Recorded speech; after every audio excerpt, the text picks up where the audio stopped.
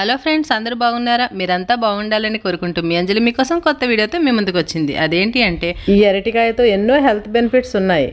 మనం ఇప్పుడు తినే కూరల్లో ఇన్ని ఉపయోగాలు ఉన్నాయి. అయితే ఇంకెందుకు ఆలస్యం, నేను చెప్పిన విధంగా చకచకా చేసి టకటకా మీ పిల్లలకు పెట్టేయండి. వదలకుండా మొత్తం ఖాళీ చేసేస్తారు. ఇంకెందుకు ఆలస్యం, ప్రాసెస్లోకి వెళ్ళిపోదాం. ఇవి ఆర్గానిక్ ఎరువులు వేసి పెంచిన అరటికాయలండి. వీటిని శుభ్రంగా చెక్కు తీసుకొని ఉప్పు పసుపు వేసిన వాటర్లో వేసుకుందాం. నేను ఇలాగ టైం లేనప్పుడు స్పీడ్గా చాకుతో ఇలాగ పీల్ చేసుకుంటానండి. టైం ఉంటే పిల్లలతో కూడా తీస్తాను. మీకు ఎలా కావాలంటే అలా తీసుకోండి. ఎలా తీసినా ఈ గ్రీన్ పార్ట్ మాత్రం అస్సలు ఉండకూడదు. ఈ గ్రీన్ పార్ట్ ఉంటే మనం ఫ్రై చేసినప్పుడు బ్లాక్గా కనిపిస్తుందండి. కొంచెం గట్టిగా కూడా ఉంటాయి. అందుకే మొత్తం గ్రీన్ పార్ట్ ఏది లేకుండా కంప్లీట్గా చేసి ఇలా పసుపు ఉప్పు వేసిన వాటర్లో సోక్ చేసుకోవాలి. ఎందుకంటే బయట ఉంటే అవి నల్లగా అయిపోతాయండి. ఇప్పుడు మిగతా వాటిని కూడా ఇలా పీల్ చేసేసుకుందాము. ఇవి పీల్ చేసుకుంటూ ఈ కూర వండుకొని తినడం వల్ల కలిగే ఉపయోగాలు ఏంటో తెలుసుకుందాం. జీర్ణక్రియ బాగా జరుగుతుంది. అంటే మనం ఏది తిన్నా ఫ్రీగా డైజెషన్ అవుతుంది అన్నమాట. రక్తంలో చక్కెర కంట్రోల్లో ఉంటుంది, అంటే షుగర్ కంట్రోల్లో ఉంటుంది. కాలేయం యొక్క పనితీరు పెరుగుతుంది. కాలేయం హెల్దీగా ఉంటేనే మన బాడీ అంతా హెల్దీగా ఉంటుంది. నెక్స్ట్ బీపీ కంట్రోల్లో ఉంటుందండి. రోగనిరోధక శక్తి పెరుగుతుంది, అంటే నీరసం లేకుండా హెల్దీగా ఉంటారు, బరువు తగ్గుతారు. కణాల పనితీరు పెరుగుతుంది, అంటే వయసు పెరిగే కొద్దీ కణాల పనితీరు తగ్గుతుందండి. ఈ కర్రీ తినడం వల్ల ఆ కణాల యొక్క పనితీరు పెరుగుతుంది. రక్తంలో కొలెస్ట్రాల్ కంట్రోల్లో ఉంటుంది. కాబట్టి ఈ కూర తయారు చేసుకొని తినండి. ఇలా అన్నీ పీల్ చేసుకున్న తర్వాత చిన్న చిన్న ముక్కల కింద కట్ చేసుకొని పసుపు ఉప్పు వేసిన వాటర్లో వేసుకోవాలండి. వెంటనే బయట అలా ఉంచితే ముక్కలు నల్లగా అయిపోతాయి. ఈ విషయం చాలామందికి తెలుసు, కానీ కొత్తగా పెళ్ళైన వాళ్ళకి తెలియదు కదండి. వాళ్ళు కనుక ఈ వీడియో చూస్తే అర్థమవుతుందని కంప్లీట్గా మొత్తం చెప్తున్నాను. ఈ పచ్చి అరటికాయ వల్ల నేను చెప్పినవే కాకుండా ఇంకా చాలా హెల్త్ బెనిఫిట్స్ ఉన్నాయండి. అన్నీ చెప్పుకుంటే మన వీడియో లెంత్ ఎక్కువ అవుతుందని ఇంకా నేను చెప్పలేదు.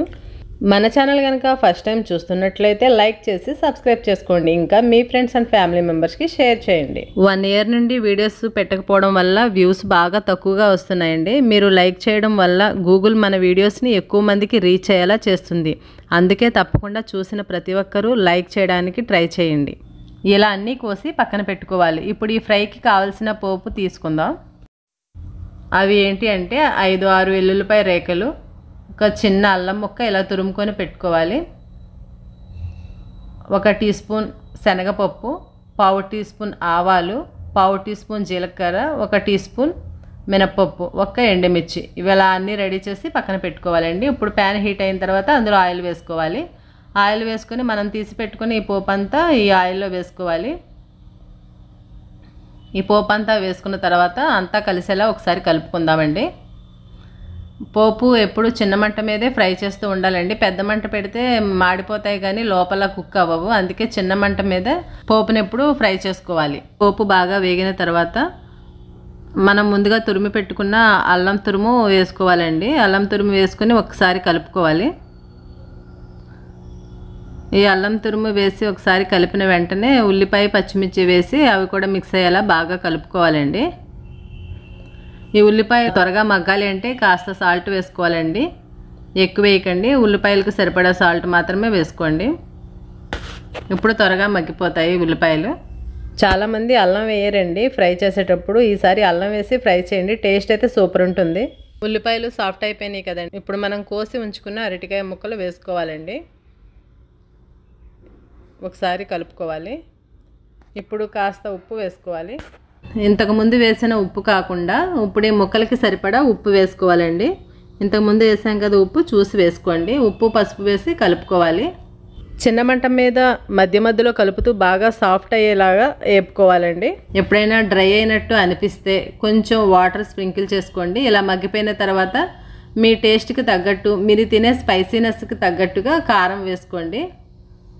మీరు ఎంత కారం తింటారో అంత కారం వేసుకోండి. అంత కారం వేసుకున్న తర్వాత 2-3 నిమిషాలు ఇలా మగ్గించుకోవాలి. బాగా మగ్గిన తర్వాతే లాస్ట్లో కారం వేసుకోవాలండి, ముందే వేసుకోవద్దు. ఈ ఫ్రై పర్ఫెక్ట్గా కుక్ అయిందండి. టేస్ట్ అయితే సూపర్ ఉంది. సర్వింగ్ బౌల్లో తీసుకొని సర్వ్ చేసుకుందాం.